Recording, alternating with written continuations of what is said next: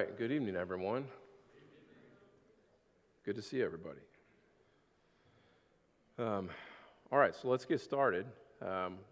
We are in week 7 and getting into chapter 8, and then going into chapter 9 a little bit tonight as well.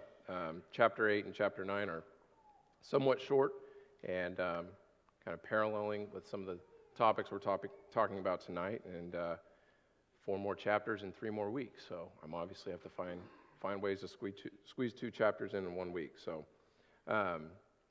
just a quick review of last week in chapter 7. We kind of mentioned that Solomon had sort of reached, I guess you could call, a halfway point in his book or in his journal that he's writing about his experiences in trying to find meaning and purpose and satisfaction in this world. First part of the book was spent trying to find that under the sun, or just strictly here on this earth apart from God. And chapter 7 was sort of the, I guess you can call it part 2 of when he accumulates all of those experiences and starts drawing some conclusions to that and turning towards wisdom, or what we call true wisdom. He had mentioned wisdom of the world, but starts to share true wisdom, or wisdom that comes from God, wisdom that comes from above the sun. Use some comparative statements and kind of some absolute polar opposites to show that what is better for a Christian or someone who is striving after God and looking to be faithful to God, what is the better path in life for them, and went over a few of those last week, and really started sharing sort of those short proverbial wisdom statements, and it sort of flows in a little bit. He continues that theme into chapter 8 and addresses 3, or I guess in chapter 8 and then through the first 10 verses of chapter 9, addresses 3 topics that will general topics that we'll sort of break down a little bit, but starts off chapter 8 talking about authority and how to deal with authority with wisdom, and then talks about the mysteries and the unexplained things of this world, and then the first 10 verses of chapter 9 talks about eternal truths and practical applications for us, and really how to come up with a set of, I can't remember exactly how I phrased it, a good qualification and a good purpose and drive for life. So we'll start here in chapter 8, and in verse 1, the first point, in dealing with authority, he makes 5 points of how to address or handle authority in this world with wisdom from above. And first being with a clear mind. In the first part there of verse 1, it just says, "Who is like the wise man, and who knows the interpretation of the matter?" And so some of the commentary, or some believe that he's in these first several verses, he's talking about leaders and leaders in authority. And I think that's certainly true, but through the first several verses, I think you can kind of look at it as those who are in positions of leadership and those who are in positions of following and who are under those leaders, or some sort of sense. But I think here he's simply saying, a wise man knows the interpretation of a matter.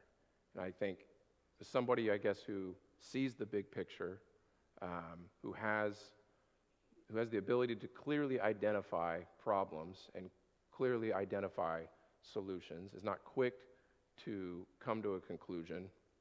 I kind of think of the story of Solomon himself in 1 Kings chapter 3, the story of the 2 mothers, the one who had the child who died in their sleep, and one mother took the child, and there was a dispute of which child it was.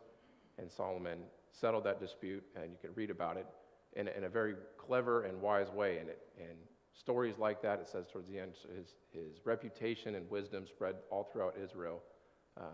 But Solomon, firsthand experience, had that wisdom and discernment directly from God, and certainly was qualified to write these things that we see in verse 1 as we continue. Another characteristic of a good leader is having a cheerful attitude. He says, "A man's wisdom illumines him, and causes his stern face to beam. And kind of the obvious takeaway there is, a leader that has maybe a positive or happy look, like a beaming face, not on a plain sense, not a face that doesn't look very approachable on a surface level. But I think more so is probably addressing someone's attitude and how they maybe approach leadership. They approach it from more of a relational standpoint and not so much a positional standpoint. Understands and values people's feedback and relationship and communication with the people he, rules over in some sense. And Solomon is writing to the importance of that. You can also kind of see from the follower perspective and how to deal with authority of the importance of having a good attitude and a beaming face and a solution-based attitude to your leaders as well. You can kind of read it from that perspective that Solomon may be getting at as well. And probably somebody on both sides of that coin, the follower and leader perspective, probably someone who doesn't take themselves too seriously, probably in the leader standpoint, probably takes being a leader and serving people seriously, takes that job and that position very seriously, but just doesn't take themselves too seriously, doesn't see themselves as above someone, or kind of that elitist attitude that Solomon had talked about in previous chapters. Then continuing on in verse 2, he says, I say, keep the command of the king because of the oath before God.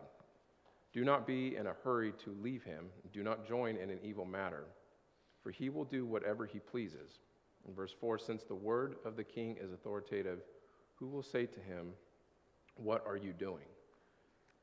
So I kind of summarize that when I read that as just the importance of respecting the roles of authority. And that can mean, multiple things in multiple different contexts. It can mean in just our, federal government, state government, local government here in Kern County, or just really in the context of the church as well. Authority, structure, and government in of itself are God-created things, are made to function properly and can function properly when not corrupted. And I truly believe here that's what Solomon's trying to say. I mean, Jesus himself, the famous quote, he says, render unto Caesar what is Caesar's. He's not just talking about pay your taxes. Of course, that's what he's talking about. But the general theme of, don't be a disruptor for the sake of being a disruptor. If you're going to be a follower, act like an orderly citizen. And then, really these first four verses sort of flow together because it says there that, at the same side of that, don't join in on an evil matter. If your leaders stray off, whether it's in the government or within the church, to something that is, off course of whatever that context would be. The obvious being, don't join in on that, and we'll kind of talk about how to handle those situations in a wise way, in a proper way.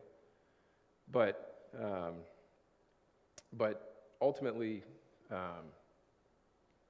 Solomon's trying to make the point that authority in of itself is not bad. Have a good authority or a good attitude towards authority. It's really those that can get in and corrupt authority where that starts to go wrong. And then 4, a leader or maybe a follower who has sound judgment. So it says, he who keeps a royal command experiences no trouble, for a wise heart knows the proper time and procedure, for there is a proper time and procedure for every delight, though a man's trouble is heavy upon him. If no one knows what will happen, who can tell when it will happen? So the first part of verse 5 there, when he says, he who keeps a royal command experiences no trouble, the obvious point of that is those who kind of keep the law and act orderly or sort of fall in line and keep the peace are probably not going to have any trouble in their lives on a general basis. But how that can apply to leaders or people who are in positions of leadership is those who keep it says a royal command. Those who keep the credibility or the purpose of the office that they hold, or whatever position that they hold, it's up to them to keep that as it's been commanded of them as well.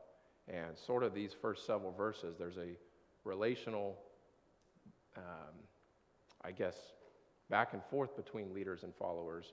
And really, all of these verses apply to both.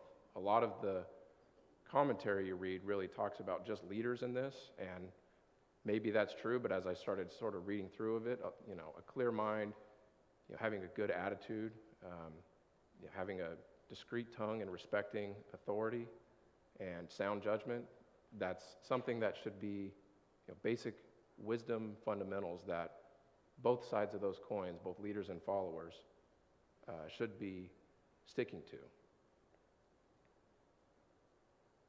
And then finally, verse 8, it says, "No man has authority to restrain the wind with the wind, or authority over the day of death. There is no discharge in the time of war, and evil will not deliver those who practice it." So ultimately, a leader, from the leader's perspective, and maybe this is more applicable to someone who's in a leader perspective, because here on this earth, it's easy to, for leaders to build up their ego or sort of think they're in between the man and God realm in some sense. I think that's a common theme, depending on what you're talking about. But ultimately, it's one who has a humble spirit, who recognizes that they are not God. And that's a point we've sort of made a couple times throughout this book, and some of these points are sort of repetitive, but just within the context of authority. Someone who probably puts God and God's wisdom and his guidance in the forefront of their decision-making process and in their role as a leader. Probably more applicable, I would say, at this point, to those in leadership positions.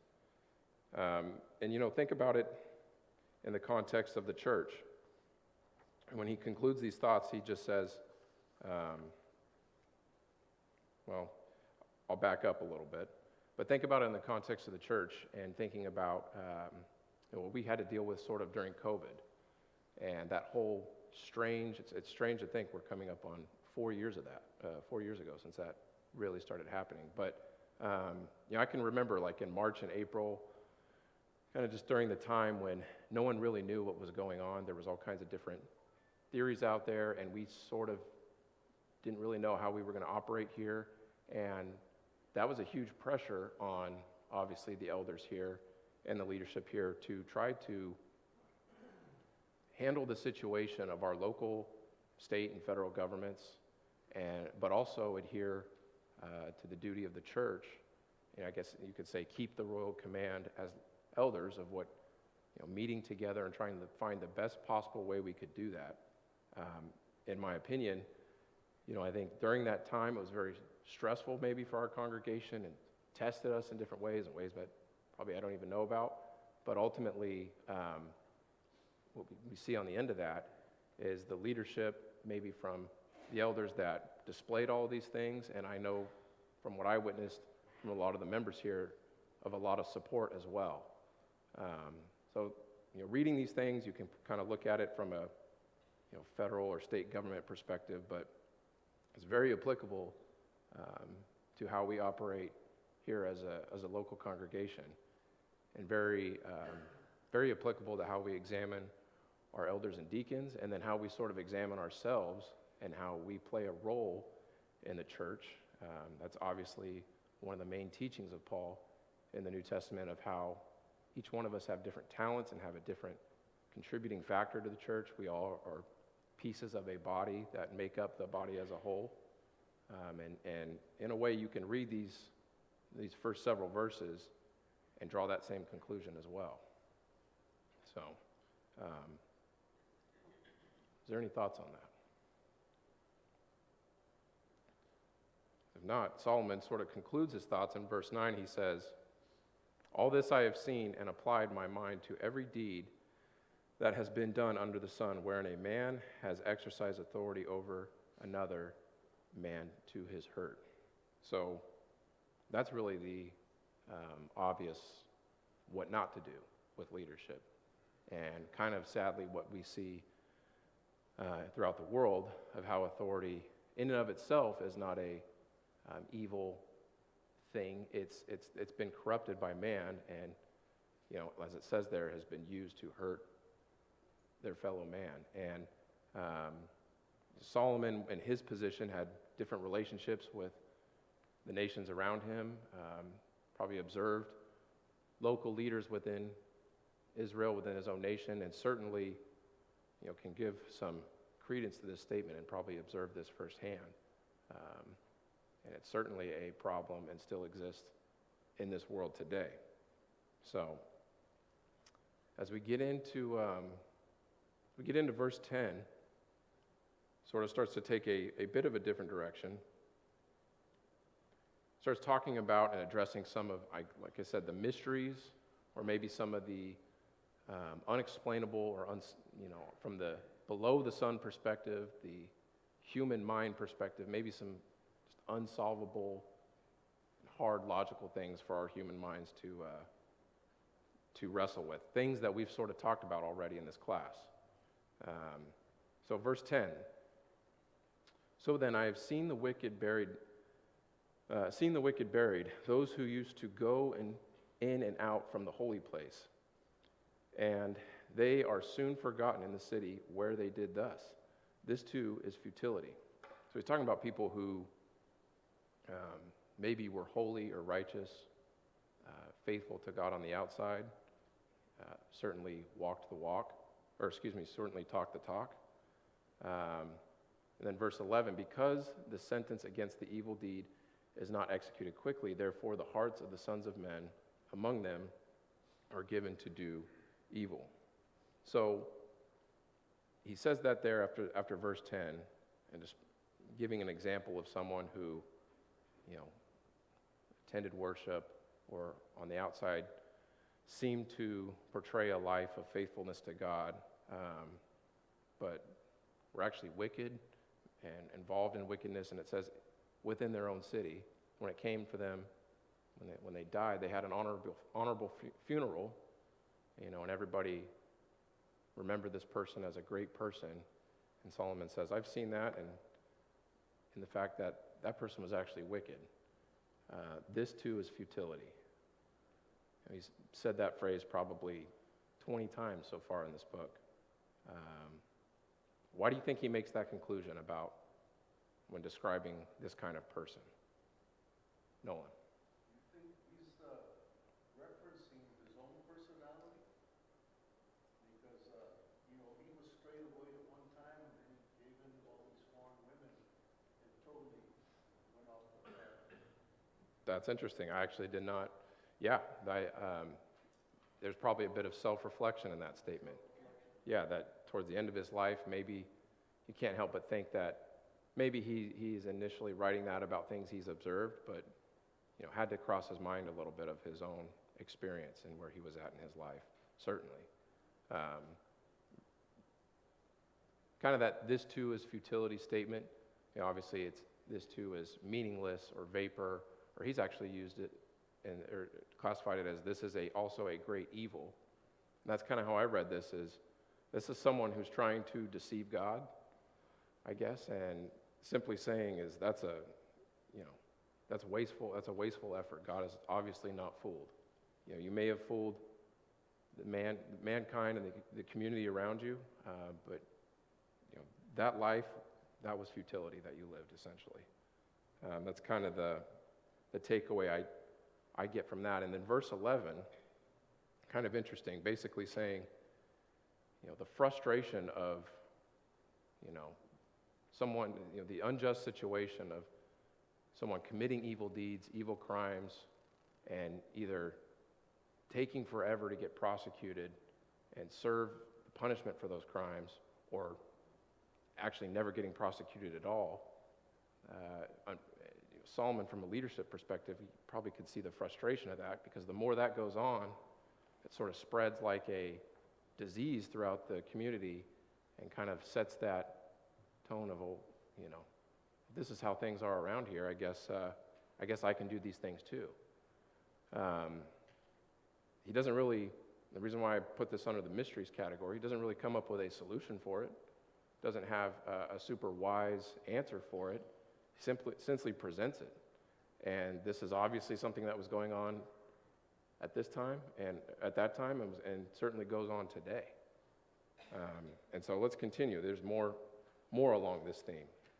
In verse 12, although a sinner does evil 100 times and may lengthen his life, still I know that it will be well for those who fear God, who fear him openly. But it will not be well for the evil man, he will not lengthen his days like a shadow, because he does not fear God. So I guess you could say that's sort of the answer. But there's kind of two distinctions here. Solomon obviously, in verses 12 and 13, sort of gives the answer from a above the sun perspective, someone who has a spiritual and eternal faithful perspective, but someone just a strictly below the sun earthly perspective. Evil deeds going unpunished, and those continuing to sin and get away with it and lengthen their life and live in prosperity is like the ultimate, mind breaker that philosophers and people continuously have been trying to deal with and solve. Create this utopian society for generations, and the problem still exists. I'll touch on it a little bit, but I think of Robert's lesson of how evil and sin is in this world, and it's not going anywhere, and it has its grip on this world, and that's going to continue. Solomon's really only answer for this is that I know that in the end, maybe not in this life, but I know that in the end, those who fear God, it will be well for them. And, it's kind of interesting to hear him say that, kind of as you said, Nolan. It's just interesting when you go back and read in 1 Kings how it's described, what Solomon's life was from the beginning and the middle of the end, and how it sort of gives the sense that he just kind of died in his sins and in corruption and turned away from God. But when you read this, you have to think that he's mulling around with these feelings and his heart is turning again towards God. I don't know, it's kind of interesting. But let's continue.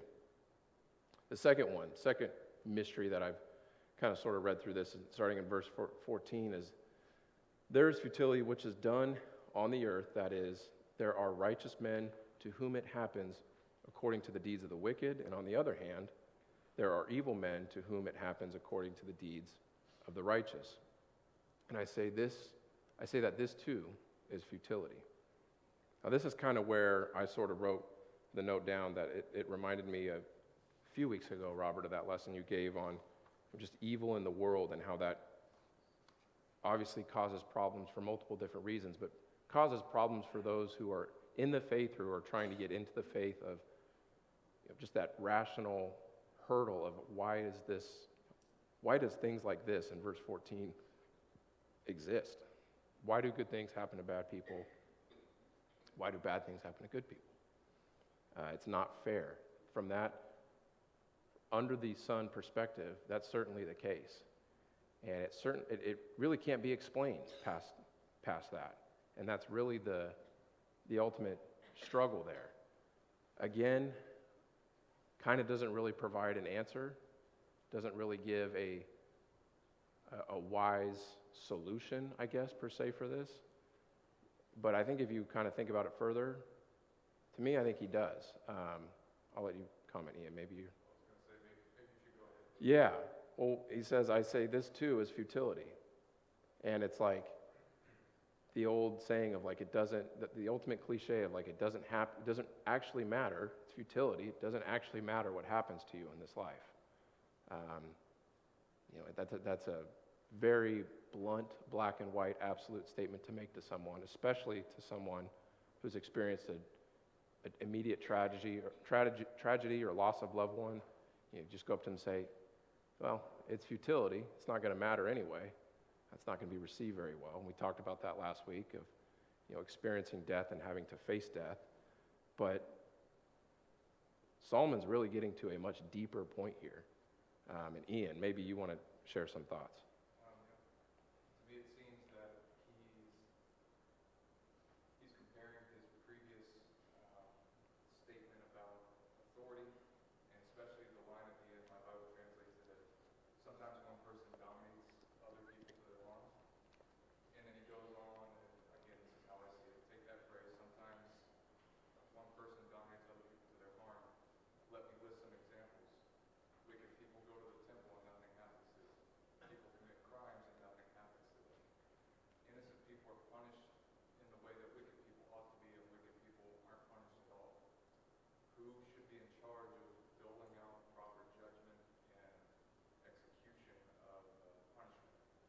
should be these authorities, yet that one person oftentimes does harm in their lack of execution of proper justice. Mm-hmm. And obviously concludes this is also an enigma.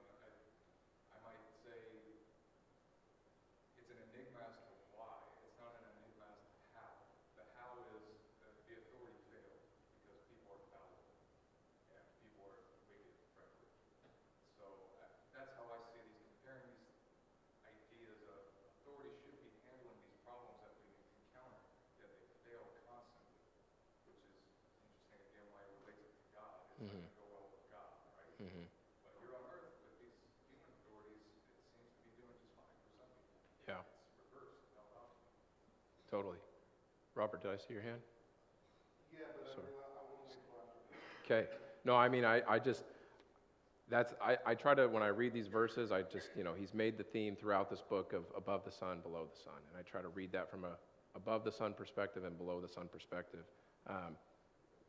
From the earthly perspective, you sort of run into a roadblock there. And that's where the unexplainable, chaos of this reality sets in. But the spiritual or heavenly perspective is really accepting what that means, that this really is futility, and ultimately it doesn't matter the things that happen in your life at the very end. It matters how you react and how you decide to respond to those things and understand what your life, the purpose of your life on this earth really is. I thought I saw one more hand. Carrie. This verse kind of becomes a commentary on those first 8 verses of chapter 3. He says there's a time to give birth, a time to die, a time to plant, a time to be uprooted. Why are there different times like that? Well, because verse 14 says there is wickedness in the world, and there is those who do good in the world. And Yeah. we're going to go through those different times because of the different social values that we're surrounded by. Yeah, so much of this book, as you go further into it, a lot of it is basically repeated themes and topics that are just sort of phrased differently or used in different contexts. And yeah, when he uses the chapter 3 and lists out all the different times for things, that kind of covers, like we talked about, the umbrella of events from one extreme to the other that's going to happen to you in your life, injustice being one of them, and addresses it here, certainly. Randy. Death is a big problem for this guy because I think we think things need to be all evened out. And it usually doesn't happen that way. It's why good people die Mm-hmm. under negative circumstances. Well, that's not right. And what about the good guy? Mm-hmm. Well, the bad guy, he does whatever he wants, and then he dies, and nobody gets a chance to punish him. So I think we all have these problems with death, trying to understand why these things are happening now. Why did it happen to you? Why did it happen to someone else? So it's not foreign or deeply philosophical, for Yeah. this guy to try to understand this. We all try to understand. Right. And yeah, the wisest man who ever lived, I guess, man, apart from Jesus, God, personally came to him and blessed him. Like he said, you'll be the wisest man that ever lived. Still is wrestling with this reality and the reminder of that. Kind of dives into it a little bit and rationalizes it a little bit as we read on later in the chapter, but let's keep going. And then kind of the flip side of it, he just, there in verse 15 says, "So I commended pleasure, for there is nothing good for a man under the sun except to eat and drink and to be merry. And this will stand by him in his toils throughout the days of his life, which God has given to him under the sun." We've sort of, I kind of wrote unexpected pleasures because I guess it's just, if we're continuing the flow of these things, is, as the chapter 3, time and events for all things, at some point, your luck or your fortune will change, but there will be times in your life where you're experiencing great things and a lot of good things are going for you. And he's basically saying, stop and enjoy those things and give thanks to God. And that's something we've talked about in previous chapters, this essential truth of one can't really enjoy the good things of this earth without recognizing that they do come from God. And yeah, Robert. Well, I do think, kind of bouncing off what Ian and Randy were saying. The first part of verse 15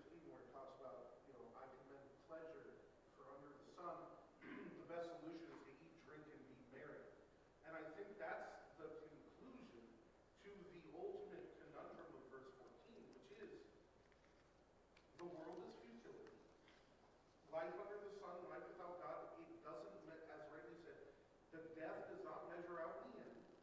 So just live your life, put your head in the sand.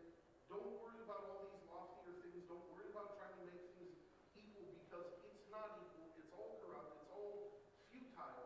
So just eat, drink, and be happy with your life, and live and die. Yeah, kind of that theme that we talked about, the rich man who is so obsessed with gaining more riches so he can buy more things, so he can live a better life, is so caught up in that cycle. The simple man is happy with his lot and is doing exactly what the rich man has been chasing after. He's running on the rat wheel right there and can't even see that the humble man and the content man is doing exactly what he's striving for. Well, and I was just taking that a step further, I think, specifically to the first part of verse 15, where it talks about under the sun. Right. That is the conclusion. Eat, drink, and be merry. Well, yeah, and exactly. That there's a kind of I don't know, maybe a under the sun sort of sarcastic, I don't know, type of viewpoint of, well, if this is how you're going to approach life, you may as well just, go out I don't know if and it's necessarily sarcastic, at least in my opinion. yeah, As much as it's in just pulling the veneer back on everything and saying, this is what you're left with. So truly, yeah. you may because this is pointless. Worrying about this does nothing for you. So at least find some happiness. Yep. Well, then verse 16 and 17 sort of concludes his thoughts here for chapter 8. It says, when I gave my heart to know wisdom and to see the task which has been done on the earth, even though one should never sleep day or night, and I saw every work of God, I concluded that man cannot discover the work which has been done under the sun. Even though man should seek laboriously, he will not discover. And though the wise man should say, quote, I know, he cannot discover. So Randy, kind of what you're saying is, we naturally kind of, our minds want to try to understand and rationalize these things, certainly. But, again, this is, I guess, not just some ordinary person in that per se, that Solomon, the great wise king of Israel, this is his conclusion. Simply just put, you can try, you can devote your entire heart, your entire life. I mean, he's talked about this earlier in other chapters. He's basically saying, I'm sorry. I don't care how wise, how smart, or what field of study you decide to go into. You're not going to find the final answers. You're not even going to come close to fully understanding all the things that make up this world. And there's so much to that. That's kind of what he's trying to say here is it's a futile effort. It's pointless. So a lot of repeated topics and themes in chapter 8. Let's continue, though, moving on into chapter 9. And it sort of identifies, like I said, 4 kind of key truths and principles and applicable and practical matters that we can take away from the wisdom that he's talking about, and really just a life philosophy for those who are looking to live above the sun. So, starting in verse 1 of chapter 9, it says, for I have taken all this to my heart and explain it, that righteous men, wise men, and their deeds are in the hand of God. Man does not know whether it will be love or hatred. Anything awaits him. And so this is him saying, look, I have taken this to heart. I have thought about this. I have come to truly examine all of these things. And the point that man has to come to is understanding that God is in control. God is sovereign. Man has to be okay and wrestle with and make peace with the fact that we don't know if we're going to, in the next day or the next year, encounter, he says, everything between love and hatred. We know that there is a time for these things, and we will all experience these things. We can't predict them. And like he says, anything awaits them. Kind of the note or the thing that I wrote down is there's a comforting thought in knowing that God is in control and that God is all powerful for obvious reasons. Some might think take that statement as a promise. If you're going to be a Christian, and devote your life to God, that you're going to have a good life. You're going to have what a good life in the world would be classified as maybe riches, a good job. Maybe it'll fix my relationships, my marriage, my friends, whatever, those sort of things. It does not promise those things.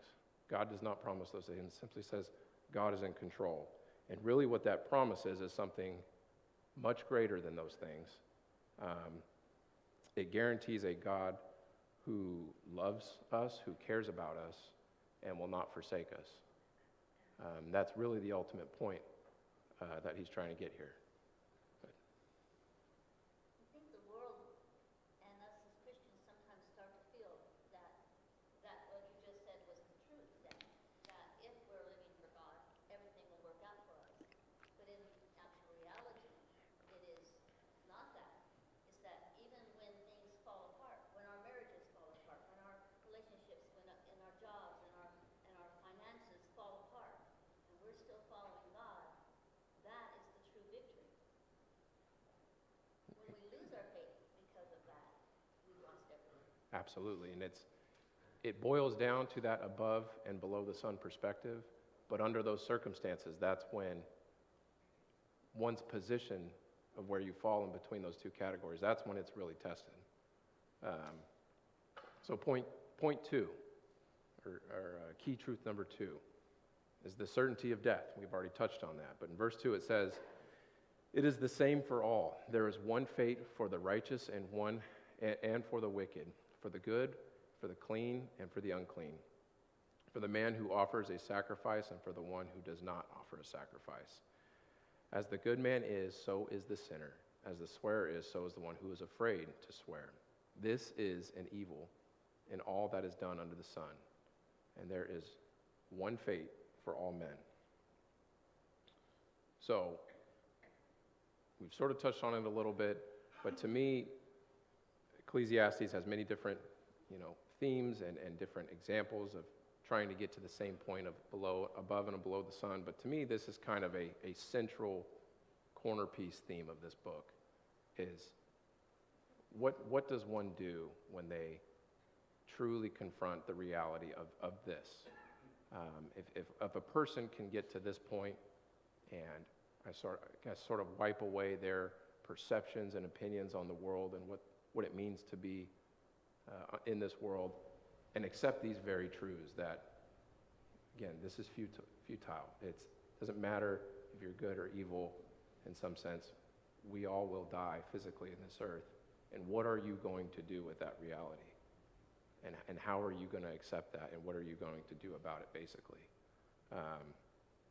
Death, I guess, in some sense, makes it makes us naturally uncomfortable. But I think as you read throughout this book and come to understand what Solomon is really trying to push someone to the absolutes to see, is that death necessarily shouldn't make us all that uncomfortable. Let's continue here. Point 3. It says, "Furthermore," the second part of verse 3, "Furthermore, the hearts of the Son of Men are full of evil and insanity, and in their hearts throughout their lives, and is in their hearts throughout their lives. Afterwards, they too go to the dead." So, basically what he's saying here is we live in a cruel and crazy, unjust, unfair world.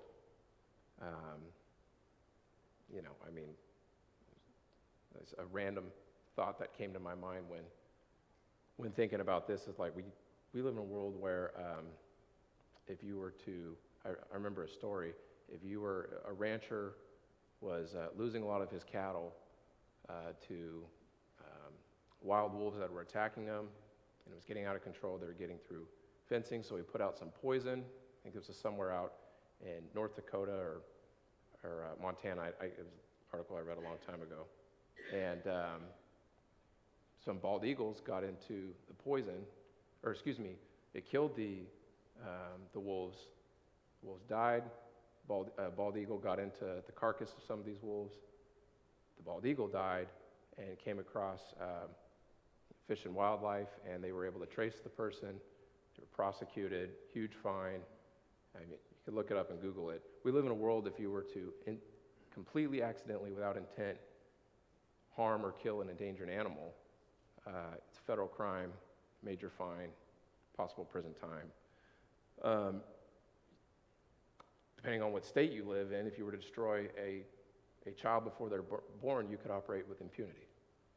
I mean, that's an absolute, very blunt example, but probably kind of in the theme of, something maybe Solomon would write in this book. This is a crazy world, and the morals and judgments of this world are not from God. And so he's basically saying they're the sons of men, the sons of this world are full of evil and insanity. And kind of what I wrote down is, don't be a child of this world. Pretty basic. Point number 4. For whoever is joined with all the living, there is hope. Surely a live dog is better than a dead lion. For the living know they will die, but the dead do not know anything, nor have they any longer a reward, for their memory is forgotten. So during this time, during Solomon's time, a dog was not a house pet. A dog was considered the lowest of the lows of an animal, basically a pest. And a lion was a great, grand, prestigious animal.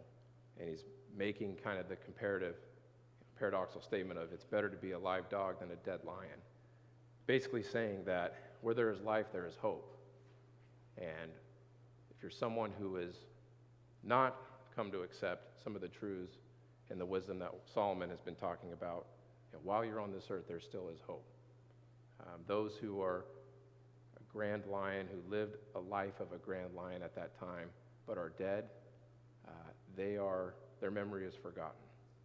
We talked about that in chapters 1 and 2. And then, summing up there in verse 6, he says, indeed their love, their hate, and their zeal have already perished, and they will no longer share in all that is done under the sun. Talking about one who lived, I guess, as the lion. So in verses 7 through 10, he kind of gives us some practical applications of wisdom. First being there is contentment. And we've talked about that a little bit in the past couple weeks, but he says there in verse 7, go then, eat your bread in happiness, and drink your wine with a cheerful heart, for God has already approved your works. So it kind of swings back to someone who is living for a life above the sun, living a life for God. He's saying there, go and be happy and enjoy your life. Go about and live your life. If you're living a life for God, you're living a life according to His will, well, God's already approved your works and approved of your life. Continue on with that path. Be content with what you have. Be happy. Someone who now has that purpose and knows that mission, he's basically saying, go on. And point number 2, in verse 8, let your clothes be white all the time, and let not oil be lacking on your head. So signs of someone who is using kind of an outer example, but really someone their soul from a spiritual perspective is clothed in white. Live your life pure and strive after the things above the sun and things that are spiritual in this world, not from this world. And then finally, faithfulness. And in verse 9 it says, enjoy life with the woman whom you love all the days of your fleeting life, which He has given to you under the sun. For this is your reward in life, and in your toil in which you have labored under the sun. And I guess you could kind of put that under the first category there of being content, of enjoy the blessings, your spouse or the things you have in your life. But what jumped out to me when I read that, is this was written by Solomon, a man who had over 1,000 wives and who had access to any kind of sexual partner that he wanted. And his conclusion is to find true satisfaction and true joy in this life. Devote yourself to your spouse and live in a faithful relationship in that way. I just think that's kind of ironic is that he sort of concedes that here. Ultimately, something that he's writing maybe has some self-reflection as well. And then finally, the last point in verse 10, whatever your hands finds to do, do it with all your might. For there is no activity for planning or knowledge of wisdom in Sheol where you are going, in death where you are going.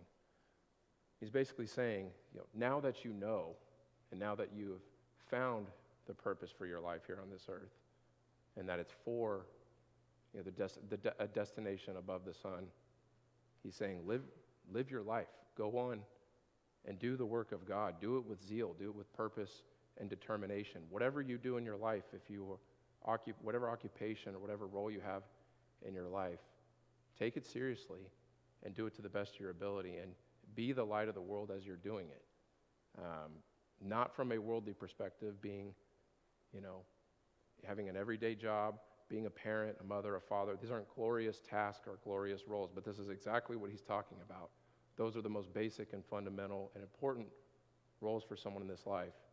And when someone has that understanding and philosophy of understanding that their life here on this earth is for above the sun, he's saying, once you have that, go in zeal, go with determination, and live your life and enjoy it. So,